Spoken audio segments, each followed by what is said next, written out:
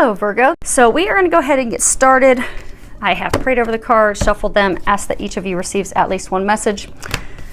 Again, this is for a large audience, so not all messages are necessarily going to resonate with you.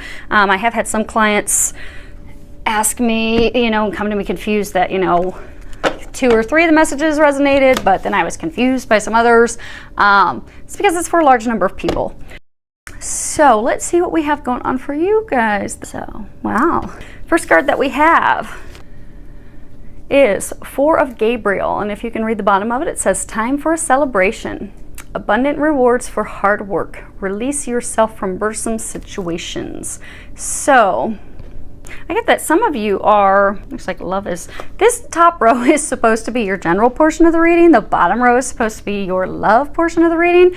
But it looks like love has taken over a big chunk of your reading, which is good news because it appears that some of you are actually going to be getting married or getting engaged, or you're going to be moving things forward with the person that you're going to be marrying, being with long term. And for some of you, this is indicating that you've come to a culmination of a completion of a lot of changes. So I'm getting that a lot of you have been, you've really been putting it in the past few months. There's been a lot of changes which have made you somewhat guarded because there's just been so much that's been going on at once. But the angels are letting you know that now's the time for celebration. You've worked really, really hard.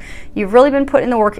You've undergone a lot of changes in the past few months. So now, you're entitled to some rest, some relaxation, some celebration, some you time, because you have successfully completed a lot of those changes. So now moving forward, this is a time of celebration for you, and it begins. So this is when you get to start having the fun that you deserve, that you've earned after making all those changes. And I do get for some of you, those changes are going to be bringing about like financial abundance. So for some of you, you're going to get a promotion at work, or you may be changing companies and be getting a substantial financial increase. Next card we have is Knight of Ariel, and the bottom of it says, there is so much to accomplish. Make a very detailed plan, being watched over by someone kind. It's funny, how they were just talking about finances, how some of you are going to get more pay. If you look, the angel that she's kneeling down, she's actually in a treasure chest of coins. So again, they're commending you on all the great work that you've done, and they're reminding you to, because I get a sense that some of you, you've been really struggling because there's been a lot of changes at one time, and it's been really overwhelming, and it's just kind of stalled your activity, stalled even your momentum to want to move forward. So I think for some of you, it's not even just been changes in one area. So it's been, changes at work, on top of changes in your love life, changing partners, ending things with one partner, potentially beginning new things with another partner. Or for some of you, it's, you've been having things go on with like a soulmate connection that's been off and on for so long. And it's just all these changes at once, the back and forth, the off and on. It's just really worn you out. And for some of you, it's almost made you want to give up, or it's made you very guarded and defensive. But they're commending you on a job well done. You're there. They're wanting you to renew your action now, to get out of that stalled space and start moving forward. He's on the horse, and he's looking to the future.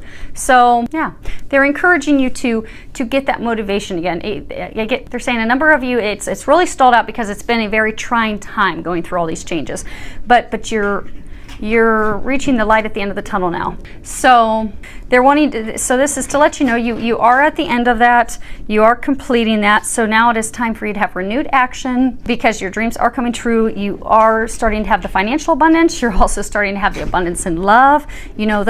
Those hopes and dreams that you've been having, that you've been working so hard for, are coming to fruition. So they're saying to not give up and to think big, because I get that some of you, it's just been so many things at one time.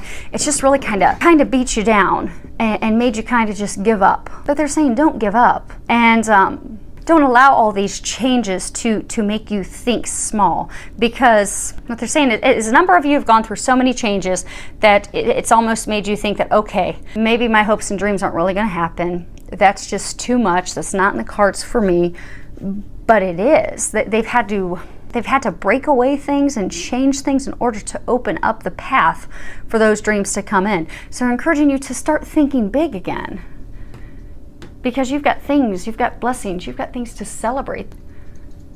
So it's time to have a renewed activity, renewed action, renewed motivation, renewed excitement, joy, and to start thinking big and have faith that those things are happening, because they are happening.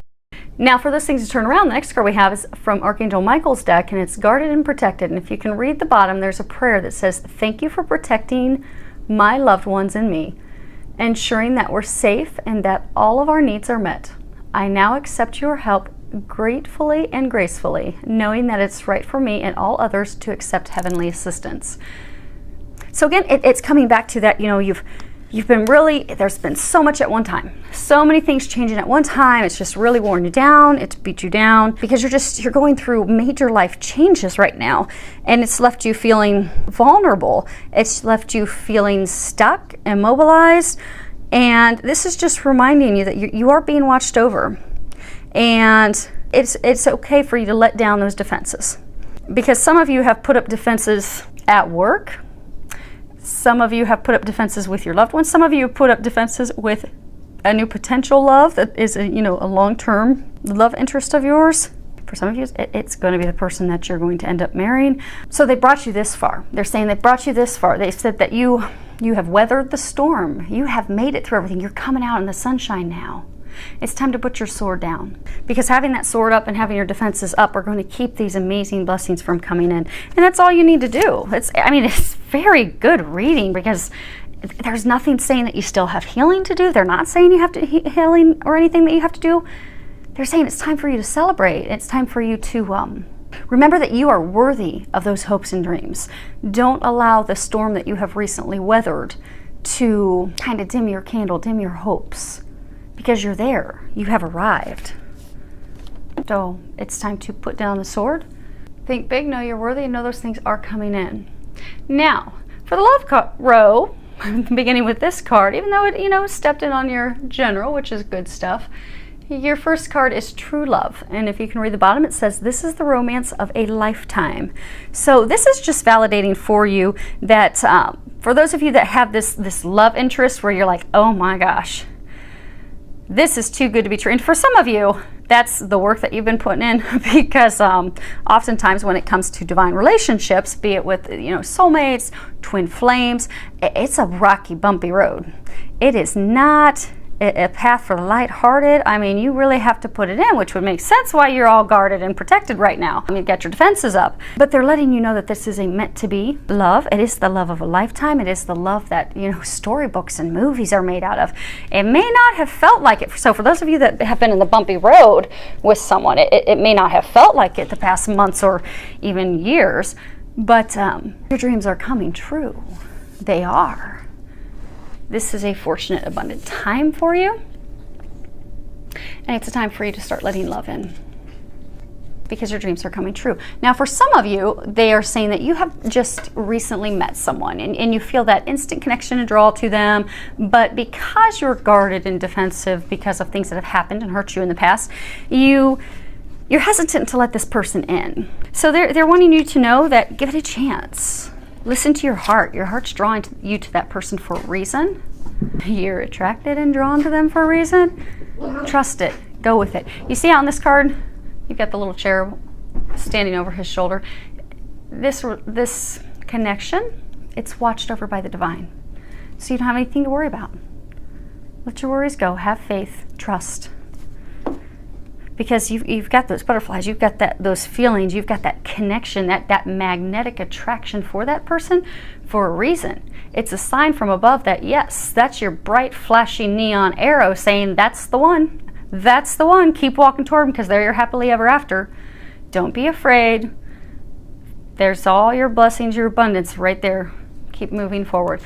And if you read the bottom of this card, it says you attract romantic love by enjoying the moment fully. So they're saying for some of you, okay, for those of you in a relationship where you've had the turbulent times for a while, it's affected your marriage, it's affected your relationship, and it's negatively affected it.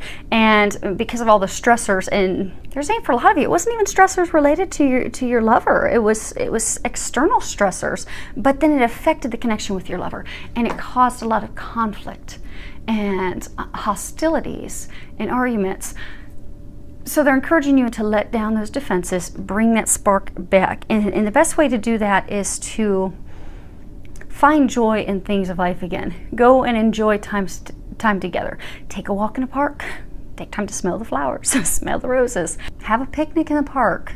Go spend some time together to put the attention and focus on each other again, admiring and appreciating each other's beauty and what you value in each other, the things that brought you together.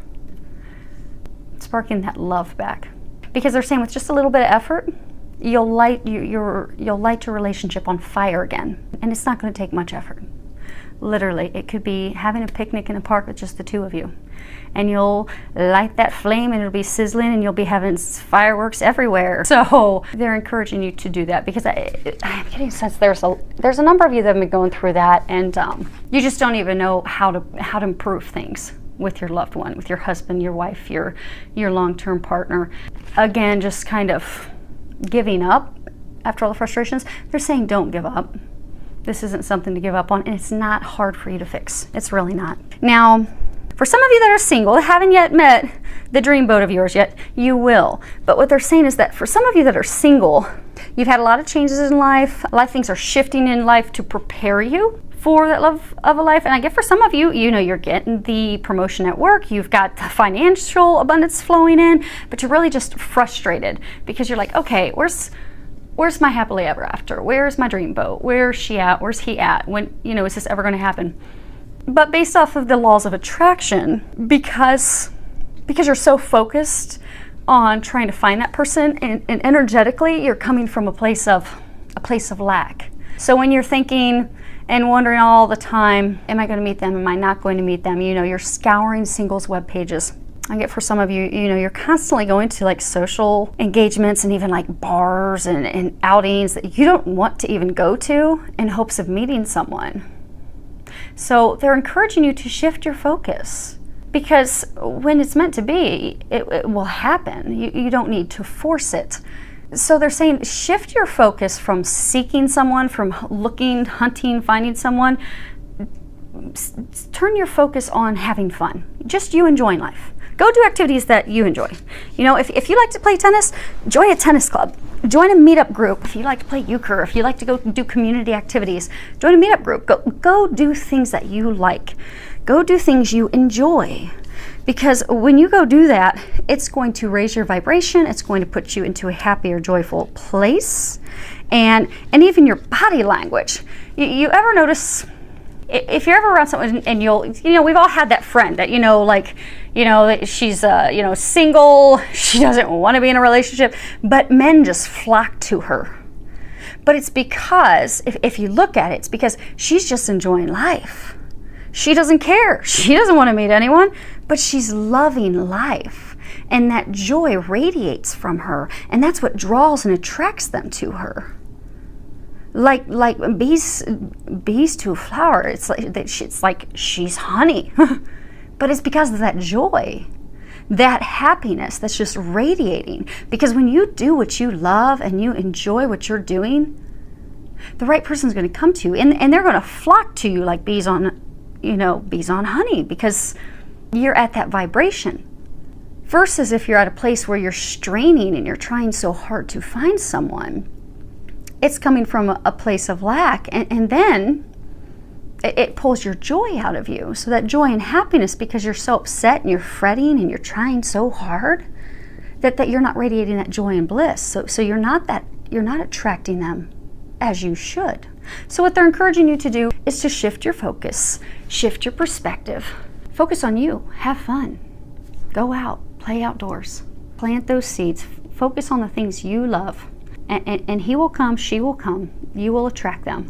Okay, so they're saying for me to share another example with you. Okay, so have you ever noticed a couple, husband and wife, they're trying for years to conceive, and and they're so upset, and they're upset with God, and we've never wanted anything more than to have a baby, Lord. Why can't you give us a baby? That's all we want. And they try and they try, and it just doesn't happen. It just doesn't happen. And they even try in vitro, and that doesn't happen. And nothing's happening. They're just not getting this baby, this child, this blessing that they prayed for and wanted so hard. And it gets to the point for some of them, as I've had a number of friends in this situation, and it's heartbreaking because that's what they want more than anything, is to be parents and share the love that they have with a baby, with their child. And yet at every turn it just doesn't work out. But at some point it also begins to pull their joy in life out of them. And for some of them, they start to, argue because, like the case where people were married and the stress outside of the marriage and relationship becomes too much. It overwhelms the marriage, and then you find yourselves bickering. So they will find themselves bickering and not getting along because their hearts are breaking because what they want so badly is not coming to fruition. And then, when God blesses them with a child through adoption, they'll adopt a child, and then a number of them will then just get pregnant naturally with a baby at the same time. And that's because they've energetically shifted. So, they go through this stressful time where they want to become parents, they want to have a baby, they want to conceive it, and every time it just doesn't happen, which drops and sucks their happiness, their joy, their bliss out of them to where they have nothing else to give. They don't have, it's like the ability to create. We create from a place of joy, a place of happiness. But because they're so focused on that, and they lose the joy and the happiness in other things, it still eludes them. Then they get blessed with a child they're going to adopt. Their happiness, they're joyful, they're excited, and then bam, without any assistance from doctors, they'll conceive because they're back to a happy place, a joyful place. And that's where, creation happens. That's where the magic happens.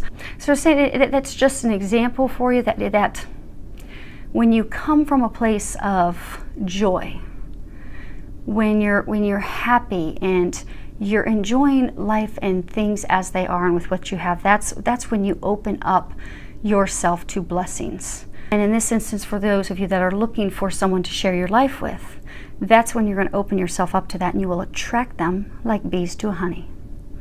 So, and the last card we have is spiritual connection. This relationship has a connection that goes beyond this lifetime.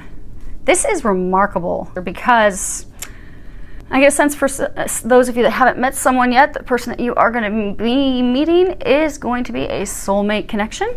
This is more confirmation for those of you that have been in this bit of trying relationship with the back and forth, that it is a soulmate, it is a divine connection. For some of you, it's a twin flame connection. And for some of you that, you've got this person, you're afraid to move forward with them, don't want to be hurt like you've been hurt before, move forward. It's a sure bet. It's a sure thing.